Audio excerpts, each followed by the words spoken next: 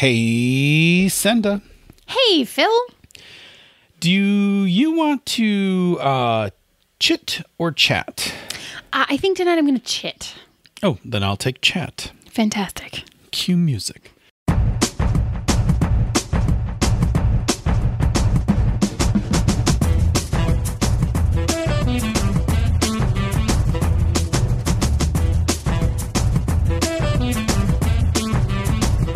And welcome to another episode of Panda's Talking Games. I'm one of your hosts, Phil. And I am your other host, Senda. Hey, we're taking it easy tonight. We are. We're going to have another chit-chat. We're going to have a chit-chat. Reason being, it is Labor Day weekend.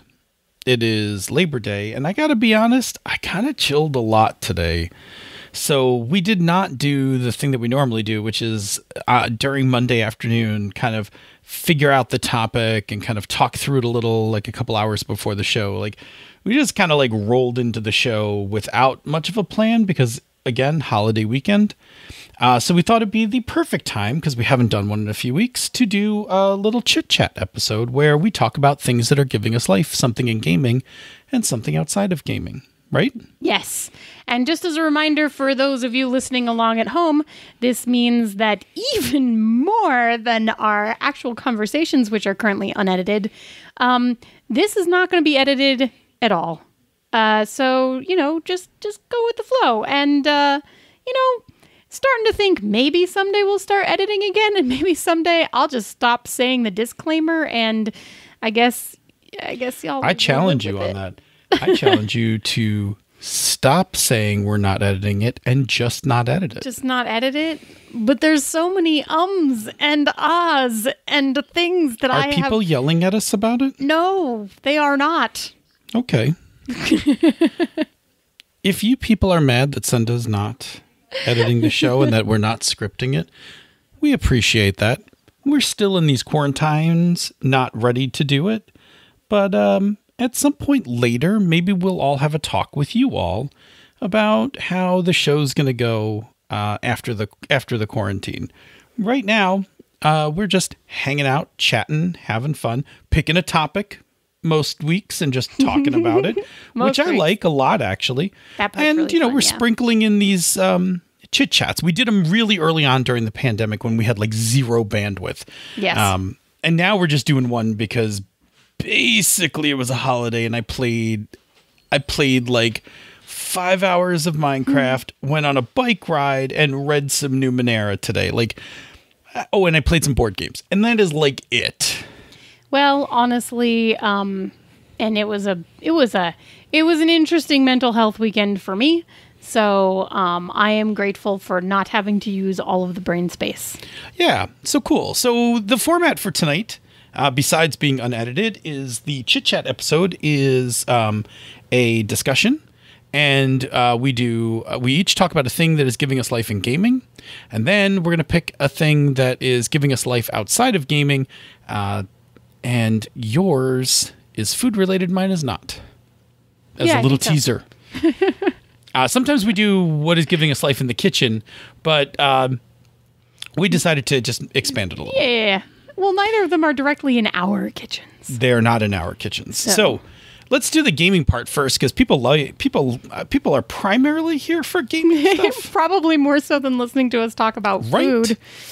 I don't know. I think some people are starting to catch on. But anyway, Senda. Yeah.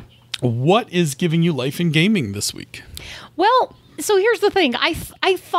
We thought that we were going to finish up our cartel game this last Thursday. It had gotten delayed, but it actually ended up getting last minute delayed again, which was fine because like real life stuff right now is like really real. And so, people got to prioritize things correctly. And that is like 100% fine and fair. But it means that we did not actually wrap up that cartel campaign that I'm very excited about the end of yet. So I can't tell you that is the thing that's giving me life in gaming. What we did instead was the kind of weird mush that my game group tends to come up with. And basically where I'm going with this is we ended up doing a lot of collaborative world building to create a weird little setting for us to play some scenes through. And there's something really magical about doing collaborative world building, especially in a group that you trust, because it makes it easy to take risks. It makes it easy to say no if you need to, right? And it makes it easy to accept a no if you hear one, right? Like that it's not anything personal, because there's trust among the humans who are just in that group, right? So, long story short, we ended up creating we wanted to make a Hallmark holiday special as recreated by robots who don't have emotions and only understood the human world through the lens of having seen Hallmark movies because all other media had been destroyed, and Top Gun. So, how did Top Gun get in there? I don't remember, but this is where we get into that collaborative world building thing. So we and there were a lot of songs involved. So, we had lost that loving feeling. And then, we decided that there was a danger zone and we had to take the highway there. I mean, I love that song, and that, stupid movie is part of my childhood. Well, so it ended up being a weird meld of like, Hallmark movie, weird sci-fi, half in the digital world, half in the real world, robots, and then we ended up beginning it a little bit like One Last Job, where we like went to each person and like introduced them. It's like, well, if we're going to do this, we're going to need, oh gosh, what was it? Like OMW 69, right? And, so we're going to need OMW 69. No one knows as much about the danger zone as they do. They almost made it across that highway once. So, we did all that stuff, but we did a lot of world building before we got there. So collaborative world building was the thing that was specifically giving me life. I loved playing the game afterwards, but the game afterwards was what it was because we spent about an hour creating this wild world to play in. This weird half digital, half real monstrosity. Cool. So let me ask you a few questions about your collaborative world building. Yeah. So who showed up with the like I've often found that somebody shows up with like the first nugget, like somebody puts the first block on the table, right? Right. So I think people have heard me talk about this a ton, and I still don't know exactly when the game is going to actually come out. It should be in Love and Resistance when we see that. But so the game that we play a lot when somebody can't come in my group is called Yes, right? And this game started as potentially being another game of Yes. One of my favorite ways to play that game is as a Hallmark movie special because it's like cloyingly sweet and mushy. But one of the things about Yes, when you play Yes as written, which everyone should do when it comes out, is that it is specifically written to create happy endings for non-traditional relationships. And I adore it. So like the time before this, when we couldn't finish Cartel, we actually did a Hallmark movie special. Instead of Christmas, it was Halloween. And we had a cute little triad, right? We had the dentist who came back into town who hated Halloween. And he had to learn how to love Halloween again in his heart at his dad's pumpkin farm, where like there was the girl who worked at the haunted house and like the guy who ran the things. I'm going way off track here. You haven't actually answered my question yet. Who put the first block down? So that's a tricky thing. So we said, do we want to do another Hallmark thing? And it was like, yeah, let's do Hallmark. And then Quincy, who is like my Tony, right, said, your rainmaker, let's do robots. Okay. All right. So I guess what I'm trying to tease out of this. You're trying to tease something real out of me being giddy about my weird collaborative world building experience. Yeah, but good job. Like keep going. the part I want to get to is how other people can get to do this at home, right? So the first part of it is there's a high degree of trust, right? You've all been playing for what, a couple years together? Almost 5, maybe longer. I'm not going to say that trust precludes anyone from doing this, because I have done collaborative world building stuff with strangers at a table. Yeah. But I think what having high trust really gives you is the ability to really kind of hang it out there, for a lack of better term, right? Like, you might, in a group of strangers, play a little closer to the vest in terms of some of your decisions, where with a high trust group, I think, you tell me if I'm wrong, but I think you're like, you can literally put anything out there and feel safe. Yeah, the thing that I would say, and this is a way that I tend to term things a lot based on a lot of therapy in my life right now, it's an environment in which I think that it's safe to fail and will not reflect on the person, right? So like, it gives you the ability to really throw things out there without being concerned about, like, I don't know, repercussions, or like what people are going to think of you, or any of those things, because it is that kind of really comfortable space. Having said that, the more that I've practiced it with my group where I know that there's high trust, the easier it is for me to do with strangers, right? I do think that brainstorming and collaborative world building in this sense, and being able to throw things at a wall until they stick, it doesn't necessarily sound like a skill, but it is. It is something that you can actually do in practice, is to just come up with cool ideas on the fly. And actually, I'll just throw a quick plug in here, because I think that one of the things, one of the sets of tools that is out there right now, that if you're interested in practicing this kind of thing and having just creative juices flowing more, you should check out Improv for Gamers by Karen Twelves. Yeah, absolutely. Just going to toss that right in. But so like, that is just a thing. It is totally possible to practice this as a skill. And I'm lucky enough to have a group that's been very safe to consistently practice it with, right? And what's happened is, because we've all been consistently safe to practice it with, we've all practiced it a lot together. Yeah. And so it is something that it's very much a space, you know, where yes and plays a large part. It is not the only thing that comes in, though, right? Like, we absolutely have no but moments. And at a gaming table, I think that is perfectly acceptable. So do you guys take everything in? Like, was there any suggestion during the collaborative world building where people were like, but not that?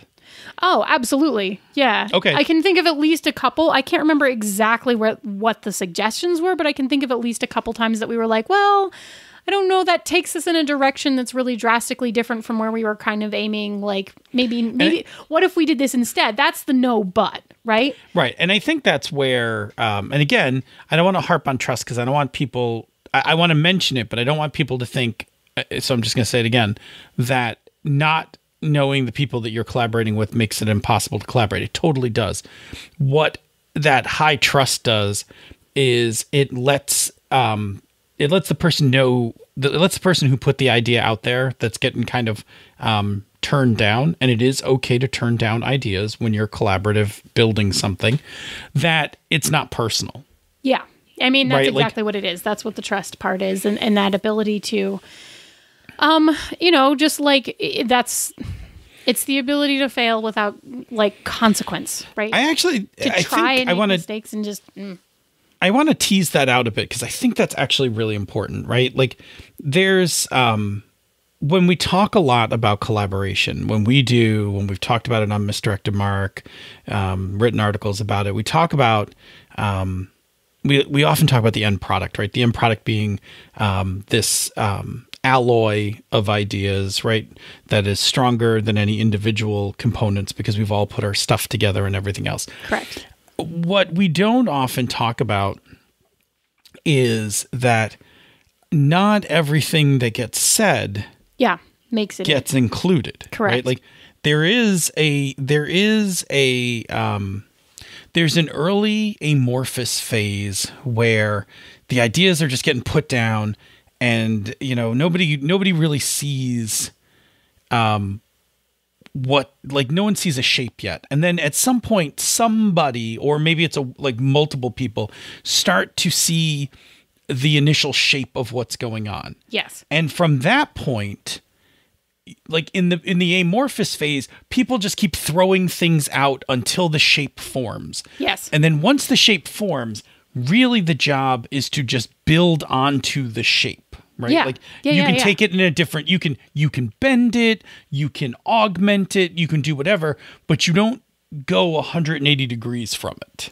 Right. So I will tell you that the bend, so this was Hallmark robots, right? Sure. Yep, it was Hallmark robots. And then the bend, and this is not going to surprise you, the bend was Top Gun. Sure, because Top Gun sounds like, the weird, but, it's the kind of thing where, yeah, it's definitely weird, but if the table hears it and is like, yes. We can still make this, this all still works together, and it gives us a purpose and a direction to move in. Yeah, absolutely. Yeah, so I think the activity that we see, right, during that middle phase is we see there are some people who are extending the current body, right? Like they're adding extra details to the current body. And then there are people who are kind of steering it, right? Like if I thought of this thing as being like, first it's a big scribble, right? Then it's a line that comes out of the scribble. And then that line kind of like goes one direction, the other direction, that kind of thing is like, it kind of just like snakes around the page, right? So some people are pushing the line forward and some people are basically making the paper turn. Yes. Right? Like, that's a weird analogy, but it's working for me right now. Sure. Yeah. Okay. So I think again, with high trust, it's that kind of thing where it's like one, and I really like what you've been saying about like the ability to fail. Yeah. Right. Because there's two things. One, if you are okay to fail, then then you are not going to get hurt by the process. Yep. Right. Because in collaboration, not everything gets included. And sometimes somebody like doesn't get a thing in and can be very hurt by it, especially if they don't understand or don't have that high trust with everyone else, because then they think like it's personal, right? Yes. Like they jump to it being personal. But the other thing is, and this I've heard you say in other places, is that with that ability to be accepted for like to fail, it also encourages you just to keep putting stuff out there. Yeah. I mean, what it means is it's an environment in which there are no consequences for like dropping out the wrong thing, quote wrong, because there isn't really a wrong. There's just a discussion about what direction we want things to go. And what that does is that fosters an environment in which people are more ready to just toss things out that have just come to mind, right? Without sitting there and thinking them over and being like, well, I don't know. Do I think this works? Do I want to do this? Does this make any sense? Right? Like we don't actually spend a lot of time thinking stuff through necessarily. Like we really just start throwing things at the wall and just see what sticks. And there's a difference between doing that and really truly just kind of spitting out all the first things that come to mind, and doing that in the version where you're like, yes, I'm going to spit out the first thing that comes to my mind that I know that I won't be embarrassed about saying in front of these people. Right? Yes. That's the difference. The difference is actually just saying it versus second guessing yourself while you're doing it. Yeah, I mean, this is the kind of thing that, like, if you're, and this is the trust part, right? So the trust part is, like, for instance, if I'm brainstorming something with a table full of random people, I might be more hesitant to put something in that's very queer if I don't understand kind of the makeup of the table. Right. Right. But if I'm with my home group with whom I have a high degree of trust, I have less concerns about throwing that out there. And if somebody rejects it, I don't think they're rejecting it because it's queer. Right. Right. I think they're just rejecting it because it doesn't fit. Right. And that's a totally big fine. But there's a big difference between I'm rejecting this because it's queer and I'm rejecting this because it doesn't fit with the vision I thought we were aiming for as a group. Exactly. Yeah. Yep. Yeah. I think that's, and again, I want to stress this, right? Collaboration can totally be done with strangers. It is, in fact, the only way that you wind up having a high trust group is by doing it. You have to start. You just have to do it. Right. You have to start with a group you don't have trust with and eventually keep doing it until you have trust with them. That's how it works. Yeah. That's how trust works. It's great. So it is really good. And yes, and I totally dig that, and having that, and the way that you can, because I'm just going to try to make the take home thing here. If you are in a place with low trust, and you want to help foster that the ability or whatever to fail, be encouraging when something doesn't make it in, right? So be like, oh, hey, Senda, that wasn't really, like, I don't think that's where we were going, but you seem like you're on a roll. Could you just, what else do you have that, may take this more in the direction of Top Gun? Well, so I will tack one more thing onto that. The other thing about this, and this is scary to do, but if you want to foster the kind of safe table culture where you can take risks, one very effective way to create that culture at your table is by demonstrating it yourself. And why that can be a little bit scary is that means that you can model that behavior, which means you take risks and you don't get offended when people say no to your ideas, right? Yeah, absolutely. So if you are in a place where you're comfortable doing that, I highly recommend it. You can create a pretty decent table culture with people pretty quickly by demonstrating that kind of behavior at the table, because you can immediately demonstrate that it's okay to fail, and other people will pick up on that, whether they understand that they're picking up on that or not. Yeah, absolutely. And I mean, demonstrate it not only with your own, when your own stuff doesn't make it in, but demonstrate by just, complimenting other people. Like, hey, that was a cool idea. I get why we're not using it, but like, I get totally how you got there. Right. And that's also the no but, right? Like, or if you can say, that's super cool. It doesn't quite fit, but could we just take this part, right? Like this part fits. Right? Yeah, like, so adjust and meld, but like, you can create an environment where it is safe for people to fail, and you can create one pretty quickly, even like in a con game length of time. You won't have the same depth, but like you can start that stuff pretty quickly, and but it does require that you take the first trust fall a lot of times. So, if you're willing to do it, do it. Anyway, Phil, tell me about what's giving you life in gaming, because for me, it's apparently risk-taking and safety to fail, which is like always true for me in gaming. I dig it. I dig it. Actually, mine's... so this is really interesting. This, I think we can file under the pendulum swings in a different direction, right? You have been having, pendulum swinging directions. Right. So... for many, many years, as people know on the show, like I've been very much indie gamer, right? Like just buy my, single book for a game, your right? 6x9. Yeah, my 6x9, maybe a couple hundred page, hardcover paper, hardcover most of the time if it's available, one book for the entire game kind of game. And I have many of those, right? I got a shelf full of those. But I started playing, and I think we've talked about this on the show. We've definitely talked about the Mr. Dr. Mark. I started playing Numenera recently. My players wanted something a little less intense, and most of my PBTA games that are on my shelf that we haven't played are pretty intense.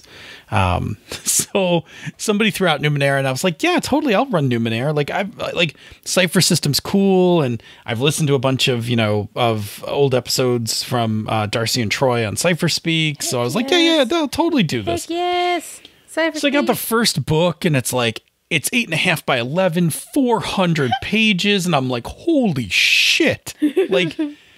Holy shit, this book's enormous. I'm lost. But that's just one of the Numenera books, right? There's now Numenera Discovery technically is its own whole game and can just be played by itself. So please do not jump on me. I'm fully aware that you can just play Destiny by yourself, or Discovery by yourself. But really, what I'm here for is Discovery. discovery is the second part of the book. And Monty Cook penned in the introduction that this was the other part of the game that he really wanted to explore, but they didn't do it initially when they released the game. And it's about community and community building. And it's got kind of these Minecraft Fallout elements of like taking a community and building it up and adding it to things, which really jives. Like it really like is in sync with my already love of going back to the 90s game Underground of community building and carrying that through myself and my own design for Hydro Hackers. I was totally down. And in fact, during our session 0, the players specifically said they did not want to just travel the world. They wanted to be part of a community. Yeah. They all three of them had a very strong, we would like to be part of a community vibe in their game. And I was like, yes, I am also down for that and am willing to support that as well. So I picked up the second 400-page 8.5 by 11 book, which I've now started reading. Oof. And on top of it, there's like 20 plus more supplements for this game, right? Like adventures and like just informational supplements and extra ciphers. And it has been a long time since I played a game that was an actual full-on game line. Yeah. Right. Like a full professional. Yeah. Like we indie folk play games like, well, I got this one game and this will be the only amount of this game that'll ever be made ever again. Hey, Headspace has like the game and then like settings. Like one book. I know. No, there's a book of settings. That's what I'm saying. I know. I did one the extra forward book for it. I wrote that forward. I'm aware. I'm aware you wrote that forward. But most games like we play have like core book, maybe one more book. Yes. But not really too many more. Masks would be a notable exception, but I didn't even use the other books for Masks. I just used the core book.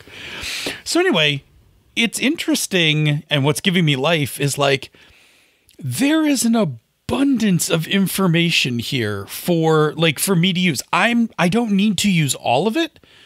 But as like my interests in this world kind of come about, I would have been totally comfortable making stuff up on my own, but I also like the idea of just kind of kicking back and reading about some of the other parts of the world and getting ideas for my own stuff that I'm going to, write for the players. Yeah.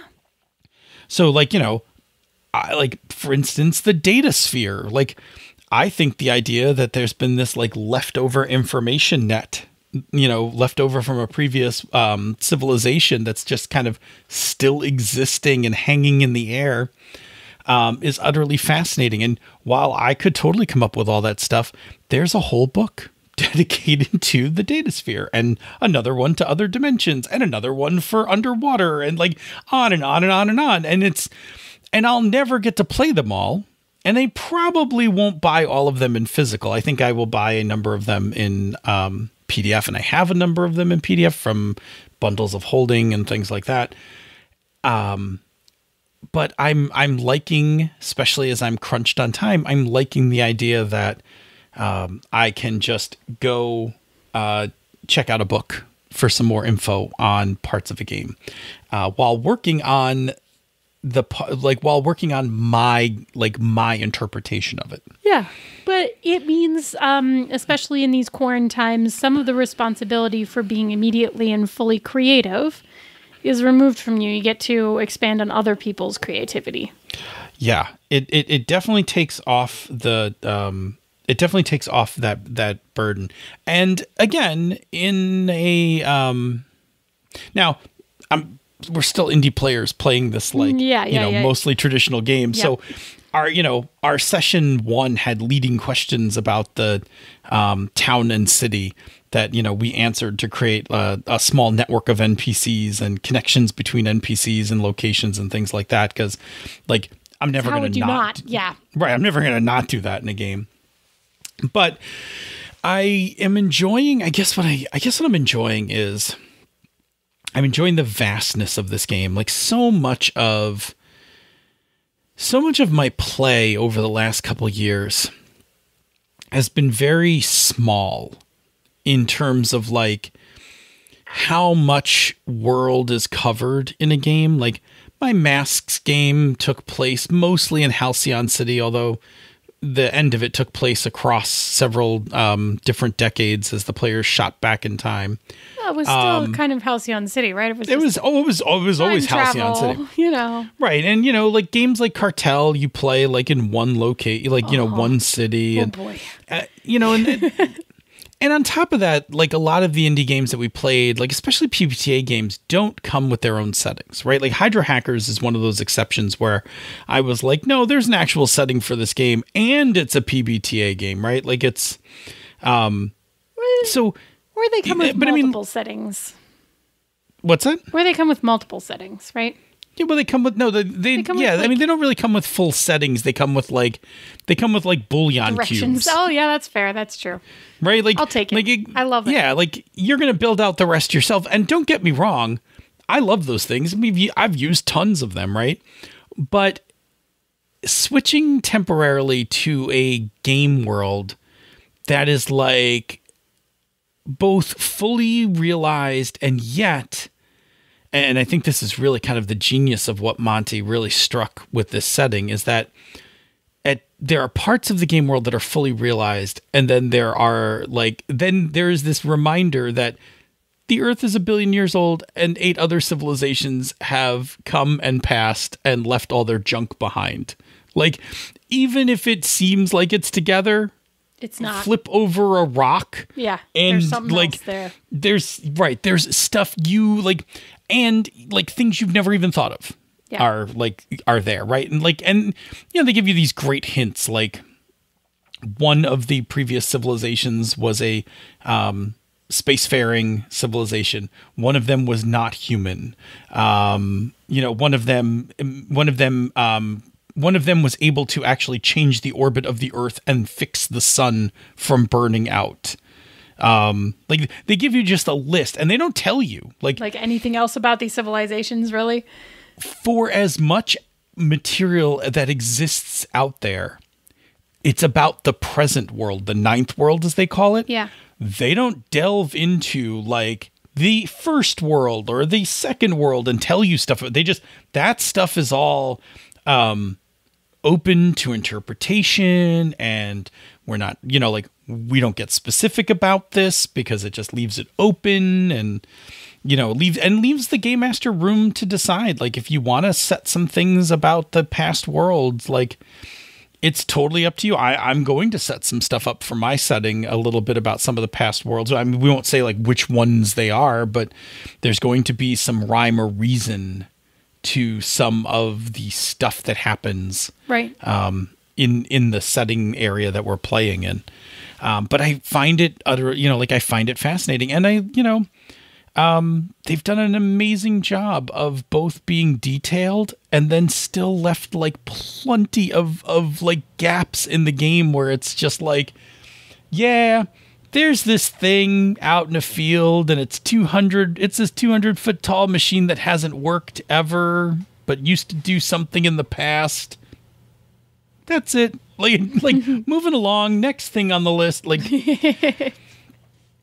so it's. So would you say that the books are working to instill the same sense of wonder and exploration in you that you are then working to create for your players? Yeah, I think what I really like about it is I like that. Now, you know me, I'm kind of a purist when I play games because I like to try to play the games as played. But in this case, I'm trying to be true to the setting in the way that Monty Cook Games, because I'm going to say Monty Cook Games because everybody has contributed to that world, right? The way that they built the world. And so what's really nice with the supplements is the supplements kind of help you stay in, like they help you find the edges. That's fair. And they give you a sandbox to play in then. A very big sandbox. And as much of it as they detail for you, they later show you, like, they've only detailed a corner of it. Like, there's still, like, 3/4 of it that they haven't detailed. Right. Cool. Well, Totally giving me life. All right, tell me. So I guess the takeaway from this is... yeah, what's your takeaway? Takeaway from this is that if you are an indie gamer and you haven't played anything more traditional in a while, you might find it refreshing to play an actual setting, like an actual fully realized setting, and just make your stories inside of it. It is its own form of constrained creativity. Yeah. Yeah. It's fascinating that our two giving us life things tonight are almost completely at odds. It's really interesting because right now my repertoire of games is incredibly traditional. I'm like, you're playing DCC Forbidden Lands, and the most out there thing that you're playing right now is Numenera. I am aware, right? Like, it's a little wild. It's just what's feeding me right now. No, it's great. Right? Like, I'm glad that it is. But yeah. Anyway, so let's talk about things that are giving us life outside of gaming. Mm-hmm. And do you want to go first? Sure. I think I may have waxed poetic about this before. Certainly I have on Twitter. Certainly I have to you over and over again. Oh, you have? Oh, boy. There's this poke place across from my office. And now that I am going into my office sometimes around like child school schedules and stuff. But now that I am going into my office sometimes, I haven't even eaten anywhere else. It's so good. It is so unbelievably good. It's so good that I came home having eaten it 2 days in a row last week. I came home and I went to bed that night. And as I laid there in the dark, I thought, dreams of poke. Delicious. I want to just quickly be definition Panda. Just because some people might not be familiar with poke. Oh, sure. That's true. Please define, oh ye Panda. So poke, Hawaiian for to slice or to cut crosswise into pieces. I'm just reading this right off Wikipedia, right? Sure. Sometimes stylized poke for blah, blah, blah. Okay. Poke is diced raw fish served either as an appetizer or a main course and is one of the main dishes of native Hawaiian cuisine. Traditional forms include tuna, octopus. Let's see. I'm looking for some other things, but essentially, it is it's raw fish, and cut. Yep, usually cut up into chunks. Generally, standard found on a rice bowl. You can always get it on like greens instead as a salad kind of thing. Around here, at least you can, and it differs from what you might get in terms of a bowl that's more Japanese leaning, in that it very frequently involves things like fruit. So my favorite bowl right now is mango chili, except it comes with salmon and I like it better with tuna. So it's like mango, tuna, and chili powder on the mango and the tuna, and ponzu sauce on the delicious rice. And then it has like Hawaiian salt and toasty, crunchy, crispy, like sesame seeds. And I'm trying to even think what else. It's really good. But then the last one I had, which I tried because I now had the mango, the chili mango bowl twice, was a yellowtail pineapple basil. And it was also really good. So it's like, you think raw fish, you frequently think like sushi, sashimi kind of stuff, but it is a different flavor profile because it has like sweet citrusy things with it, and I love it so much. And often spicy. while the the fish will always be cold, but the poke bowls that I've had, and I've had a few of them at a few different places, the rice is warm. Right, the fish is cold. So there's this. The rice is warm. You got great temperature differential stuff happening. Yeah. Oh, I love it so much. And the places I've been, if I can just add on to it, just for people who may not have tried it, the places I've been, you can get like you said, you can get like the prefix bowl, right? Like just made up as is, or often they have like a Chipotle like. Yeah, you can walk down the line and be like, yes, give me the wasabi roe, or the. Right. I have now tried for the first time in my life sea asparagus, which is it's like a different kind of like a seaweed thing, and it's crunchy and it tastes a lot like seaweed you would expect to taste, but it's a nice fresh kind of oceany flavor that goes with the fish and the pineapple, for example. Oh, so good. Anyway, gosh, I can't wait to go back to work so that I can have poke again for lunch. I mean, yes, right? I'm sad. I'm sad because the poke place that I used to go to, and I took you there when you came out here for QCC the last time. Yeah, you did. It was good. Is near it's near my therapist's office, and so really the only time I get to go to it is when I would go to therapy, like either coming home from therapy, pick it up for dinner, or leave work early and go there for lunch and then hit my therapy session. But all my therapy sessions have been telehealth. Yes. And so I have not gotten, and to be honest, I haven't actually traveled that far from my home in a little while. So I haven't driven across town to go get a poke bowl. And I'm also hesitant to bring it home because I don't want it to I don't want the temperature part to equalize, right? I don't want to eat in the restaurant, but I also don't want it to either sit when I pick it up, or I don't want the fish to warm up while I'm driving home with it. So I'm going to tell you honestly that this poke place is so good that I have seriously considered driving the 20 minutes to my office just to get poke and then come home with it.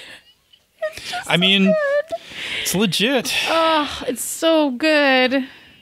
Now, I'm glad that's given you life. It's delicious. And I know because I've heard about it. I can't stop thinking about it. I can't stop. And it's so funny because when the pandemic started, the first food that I was like, oh my God, I just want poke. I just want poke. And then I was sad because there was a cute little poke place that was near my old office. And I was like, oh man, I'm going to miss it and blah, blah, blah, blah, blah. And then I finally went to my new office and they were like, oh yeah, there's this poke place across the street. And I was like, okay, well, I'll go try it. And now I'm head over heels in love and probably ruined for every other poke place ever because this place is the best. I think what I'm sad about your new office is that you are now further away from Topo Designs. I am no longer in walking distance from Topo Designs. However, that's very inconvenient for me. I am in walking distance of the REI, the best poke place in town, and from Little Man Ice Cream. I mean, those things are good, but I liked when I could just have you go to Topo and pick up a pouch for me. Yeah, I mean, I still can, but it's I gotta drive over. Nah, it's not the same. No, it's not the same. I have another thing I need to get from Topo, which actually has to do with my thing that's giving me life. What is giving you life? Because it's not poke. No, my bike is giving me life. Could be both emotionally and literally giving me life. Could be. It's good stuff. So 3 weeks ago, I bought a bike for the first time in eons. I think we've talked about it before. I bought myself the Mongoose Dolomite, which is, it's an off the rack bike, right? So it's nothing terribly fancy. It wasn't fitted for me or anything like that. But big, fat tires because I wanted something that was going to be strong enough to support a big guy like me. And over the last couple weeks. So first of all, I think in 21, I've had the bike for 21 days. I've ridden it 20 times. Yes, which is not 20 times. I've ridden it 20 days because there was one day it was raining. There've been a couple days where I've ridden it. I've rode it more than once, so I can't say how many times. But I've been riding for 3 weeks straight. And all along the way, I've been making modifications to the bike. I've been buying aftermarket parts. I bought myself a much more comfortable seat. The seat sounded like it was problematic. The seat was not good. I didn't realize how not good it was until I put the other one on. But I did that one on day 3, right? I had the bike for 3 days. I put a new seat on it and was like, well, that solved one problem. Yep. But I just recently this week put a stem riser to raise my handlebars up. And that was, and these are the things, again, if you get your bike size, you don't have to fuss with, but also didn't want to spend that much money on my first bike. Well, yeah, and you didn't know that you were going to fall head over heels in love with it. So. Correct. My next bike I will spend some money on, but so the stem riser allows me to actually like sit up a bit more, and I don't have to lean onto the handlebars riding, which makes riding a lot more comfortable. And I went from wobbly riding to the end of my block on the first day, not even turning the bike around, like getting off, turning it, and riding it back down the street, to finishing a 2.3 mile ride today, which I'm totally going to do again tomorrow. Heck yes.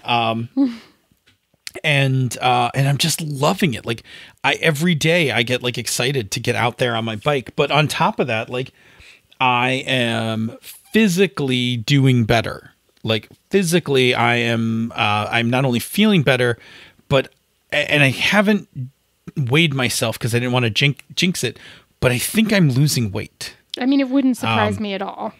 Right. I think I might be losing weight. I don't want to jinx it, so I don't even care, because if I'm not losing weight, I don't care. My heart rate has been up, and I'm feeling great about it, and I want to do it, and I know those rides are healthy. Like I know my heart's beating, because I have my Fitbit with the heart rate monitor on it, so I know I'm getting good heart rates and stuff, and so I'm going to ride until it's impossible to ride any longer, which in Buffalo could mean either November or, and this has been true, I have been out in my front yard in short sleeves on Christmas Eve. So I'm riding this thing until there is no more time to ride.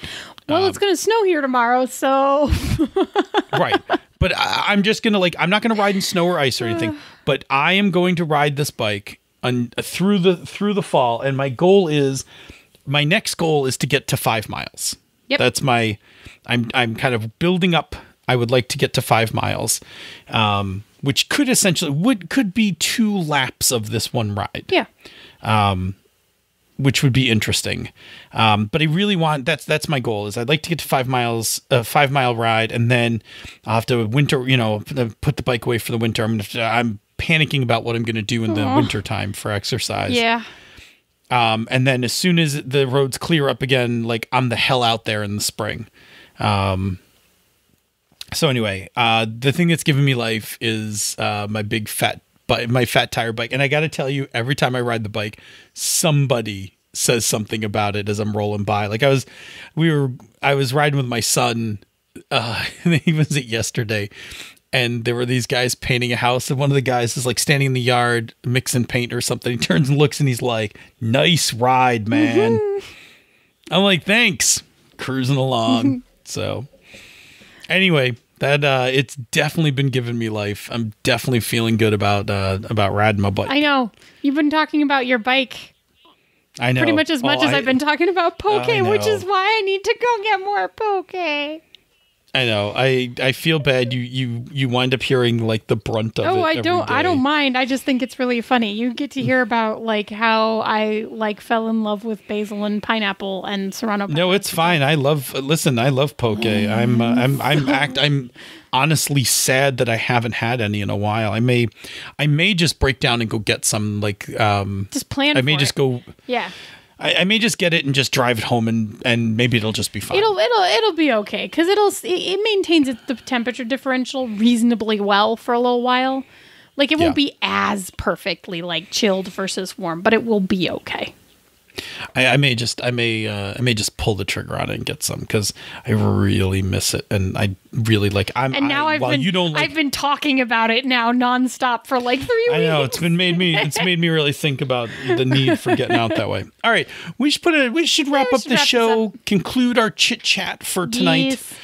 Yes. Hope that you enjoyed it. Hope that you found a couple nuggets of good gaming information out of the stuff that we talked about. Yes. And just, generally hearing how we're doing. In order for us to close out the show, somebody that's not me. It's me. Has to tell us about another show on the Misdirected Mark Network. Yeah, I'm going to cheat and tell you about the Gnomecast again. You should go check out the latest episode of the Gnomecast. It is episode 99. I sat down with Sharang Biswas and Lucian Khan. They are the editors and also both have games in the Honey and Hot Wax anthology of games. It is a fascinating anthology that I think is pretty amazing. It is definitely 18 or over.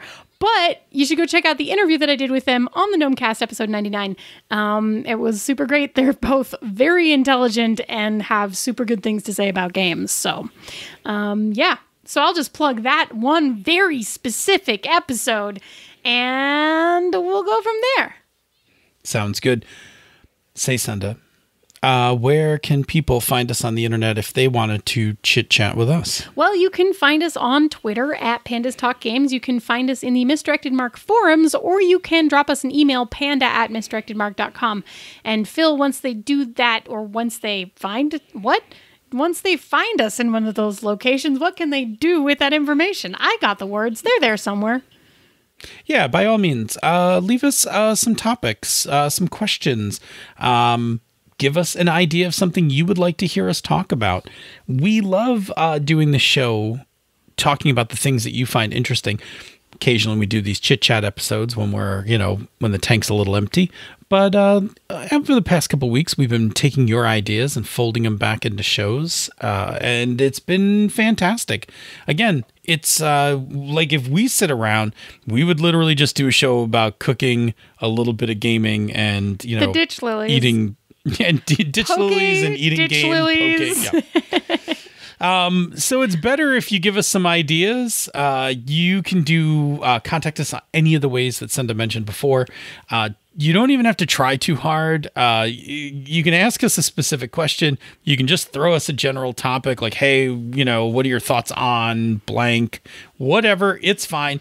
We're super talkative. So once we have something to latch onto, we'll fill the time. We're good at filling time. We don't do dead Yes. air in this podcast. No, we do not.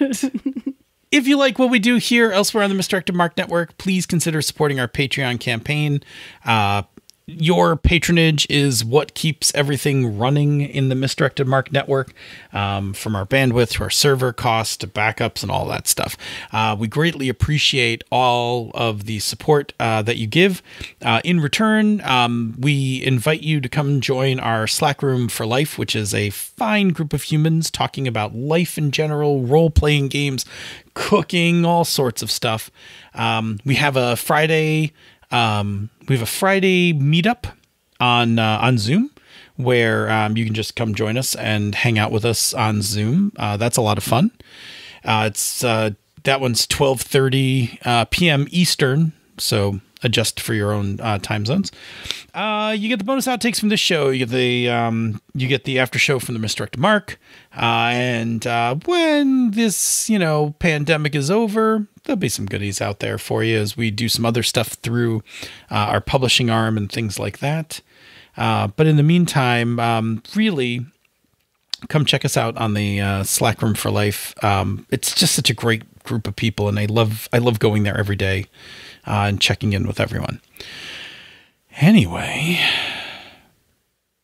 there's another thing you can do. Helps the show immensely.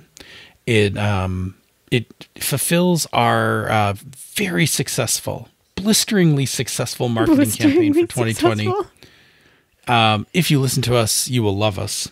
And that is, we need you to get other people to listen to us. So, of course, you should totally make your friends, family, anyone who you play games with listen to us. You should totally do that. We give you permission.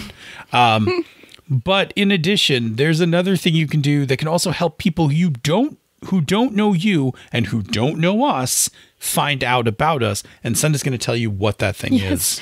You can leave us a rating or review on Apple Podcasts or the podcatcher of your choice. Wherever you leave it, we're super duper grateful for it. It super works. The way that the algorithms tend to work, that will actually help new people find our show, which is fantastic. And then if you let us know where you left it, because like there's a lot of places to check and like different countries and stuff don't show up by default, yada, yada, yada. We really love reading them. So just drop us a note and let us know so that we will be happy and see the review because it makes us super happy. They really do. Super happy is exactly super giddy. The correct term. Super giddy happy pandas. It's a thing. Cool. Say, Senda, what topic do you think we should do next week? Show me what you got. Show me what you got. Show me what you got. Show me what you got. Show me what you got. Show me what you got. Show me what you got. Show me what you got. Show me what you got. This show is a joint production of She's a Super Geek and Misdirected Mark Productions, the media arm of Encoded Designs. Show me what you got. Show me what you got. Show me what you got. Show me what you got. Show me what you got. Show me what you got. Show me what you got. Bloop. Click, click. Click goes the click. Click, click. Click goes the click. Yeah, everything looks good. Whew. I almost made pretzels tonight. Almost? Why didn't you make pretzels? I don't know. Oh, because I had Dairy Queen for that's fair. dessert. I'm not going to have ice cream and pretzels in one night. That's indulgent. Well, so I cleaned out the freezer today because it was a disaster and I had literally no idea what was in there. And I threw out an unfortunate amount of very freezer burned chicken, which made me very sad, but it was also no longer edible. But I also discovered like Christmas cookies, and I don't even know if they were from last year or the year before, but I like just pulled them out. I was like, you know what? We're either going to eat these or they're going to be fine, or we're going to take one bite and they're going to be freezer burned. But either way, they need to not be in my freezer anymore. That we did that with our freezer. We had a bunch of food stocked up from the pandemic. Yeah, that's exactly. Like the beginning of the pandemic. I had so much chicken from the beginning of the pandemic when it was hard to find chicken that every time I saw it, I bought it, but then I ended up not using it. We had like we had a bunch of meals that I think we made early on. And then we ate them, we ate some of them again, but then it was like, you know what? These have been in here for a few months. Time to turn all this over. Put some new stuff in there. I can't tell you how much pork there is in my freezer right now. Let me remind the audience that I don't eat pork. No, your roommate, the great Andy Fox made an obscene amount of pulled pork. The pork, and it is packaged up in adorable little like single serving sizes in my freezer, but there's like a lot of pork in my freezer, and I'm like, you have to eat this because I'm not going to. That's a thing that that's a thing I'm so with the exception of breakfast, of which I can eat same breakfast almost every day, I can eat like leftovers once, immediately, one more time later that week, and then my interest in them is done. Like, yeah, they get boring and repetitive. Like, I have one more serving of my Chinese. Why are we talking about this? We're supposed to start the show. I have to edit this, you know. You just have to cut this part off and put but I have to find it. Okay, ready? We'll be quiet so you can find it visually. Okay, ready?